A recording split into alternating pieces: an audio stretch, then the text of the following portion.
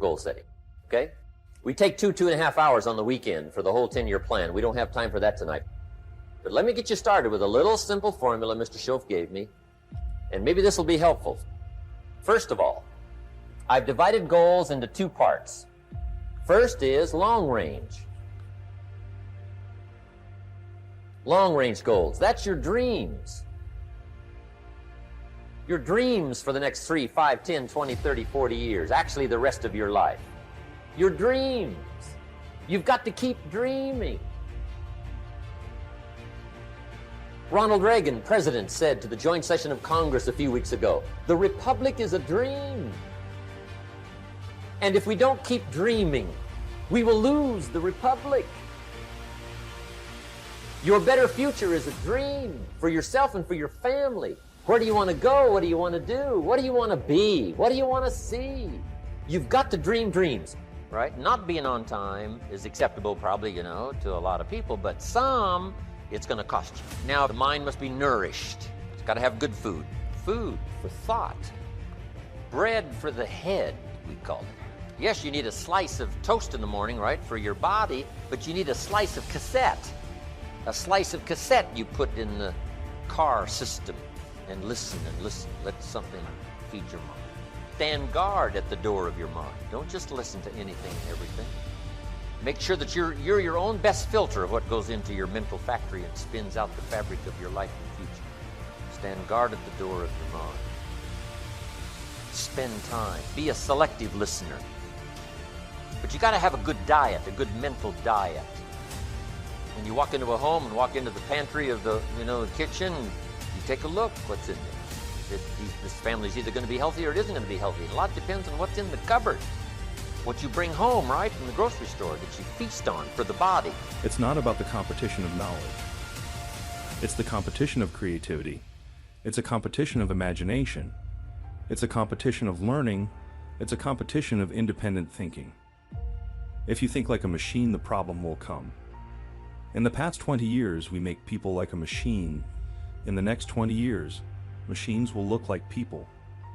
So in the future, it's not knowledge-driven. It's the wisdom-driven. It's the experience-driven. In the past, it's the knowledge-driven, and it's the manufacturing-driven. And in the future, it's the creativity-driven. I think next 30 years, the world is going to change a lot. The new technology is going to change every aspect of the world. So this is what we think the world should be focusing on, not only the IQ, EQ, but also focus on LQ, the Q of love. Because only when you care for the others, only when you care for the others that succeed and are more successful than you are, you have the chance. In order for you to be rich, you have to do what? You have to add value, right? So I told you there's a way to know in the relationship if you're adding value, right? There's a way to know, right?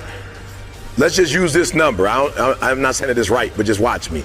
50-50, all right? Now, that's not the truth, but 50-50 would be what kind of relationship? Symbolically, what kind of relationship would that be? It would be an equal, right? But in a lot of our relationships, it's 80-20, which means that somebody's doing what? And then somebody's doing what? Okay, good. So somebody's giving more, somebody's taking more. When you hit 50-50, right? So watch this. I told you, get your character right, then add more value than you take. Short range. Short range goals. That's your goals for tomorrow, this week, this month, this year, the immediate future. We call these confidence builders. Because if you set up something short range, go for it, get it, latch onto it, work hard, accomplish it. That starts building your strong feelings to go for your dreams. Now, I've divided goals into 3 categories. Here they are. Number 1 is economic.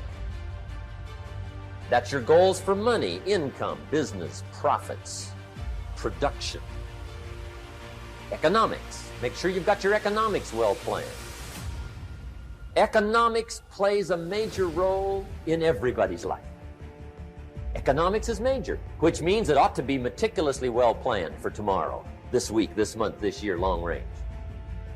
Good times create weak people. Weak people create bad times. Bad times create strong people. Strong people create good times. My whole thing is leaders anticipate, losers react.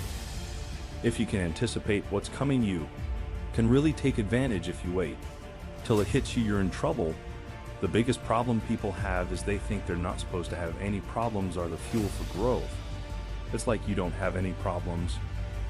You're either a liar or you might call them challenges. It feels better. I understand that anybody doesn't have problems. These either totally asleep with the wheel or they don't have much of any kind of life. Commitment to becoming excellent in your chosen field is an indispensable prerequisite for success, that if you are not good at what you do, you haven't got a chance in our competitive society unless you win the lottery.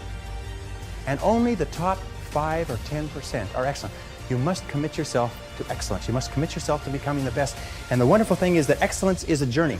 It's not a destination. You never get there. Complacency and satisfaction are the key enemies of excellence. But once you commit yourself to becoming excellent, the whole world opens up for you. A very important point of excellence is this means simply this: do your best every time out and always strive to do it better.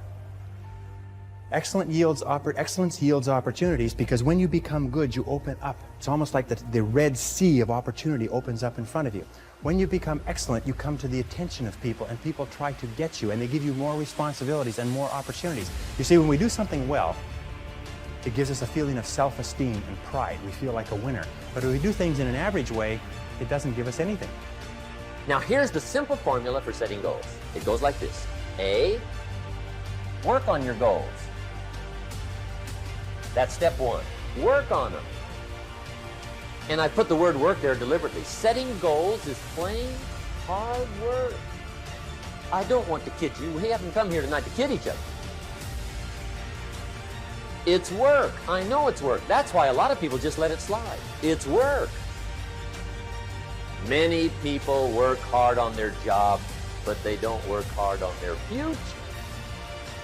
They just let that slide. And the work involved is making plans. I know most people don't. I understand that. But don't let that be you. Guy says, well, yeah, you work where I work. By the time you struggle home, it's late. You got to eat a bite of supper, watch a little TV, get to bed. You can't sit up half the night. Plan, plan, plan. And the guys behind. Young people, a lot of young people lose hope, lose vision, and start to complain. We also have the same problem.